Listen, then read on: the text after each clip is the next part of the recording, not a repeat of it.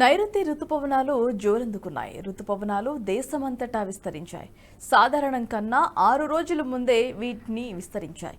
ఈ రుతుపవనాలు రాజస్థాన్, హర్యానా, పంజాబ్లోని మిగతా భాగాలకు విస్తరించాయి. దీంతో దేశం మొత్తం ఇవి వ్యాపించినట్లయింది. సాధారణంగా జూలై 8న ఈ పరిణామం జరగాల్సిందని, ఈసారి ముందుగానే విస్తరించాయని, ఇలా జరగడం వరుసగా ఇది మూడోసారని వివరించింది భారత వాతావరణ శాఖ.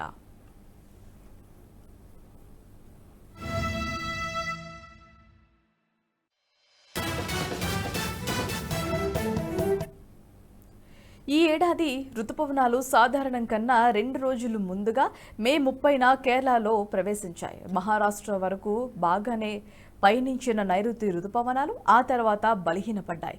దీంతో పశ్చిమ బెంగాల్, బీహార్, ఉత్తరప్రదేశ్, ఛత్తీస్గఢ్, మధ్యప్రదేశ్ రాష్ట్రాలు వర్షాల కోసం చాలా కాలం నిరీక్షించాల్సి వచ్చింది. ఈ క్రమంలోనే దేశ వాయువ్య ప్రాంతాల్లో తీవ్రస్థాయి ఉష్ణోగ్రతలు కొనసాగాయి. జూన్ 11 నుంచి 27 మధ్య 16 రోజుల పాటు సాధారణం కన్నా తక్కువ వర్షపాతం నమోదైంది. ఫలితంగా జూన్లో సగటున 165.3 మిల్లీమీటర్లకు గాను 147.2 మిల్లీమీటర్ల మేర మాత్రమే వర్షాలు కురిశాయి. సాధారణంగా నైరుతి రుతుపవనాల సీజన్లో జూన్ నెల వాటా 15% ఉంటుంది. వచ్చే 4-5 రోజుల్లో దేశ వాయువ్య, తూర్పు ఈశాన్య ప్రాంతాల్లో రుతుపవనాలు చురుగ్గా ఉంటాయని తెలిపింది ఐఎండీ. కొన్ని ప్రాంతాల్లో భారీ వర్షాలు పడొచ్చని పేర్కొంది.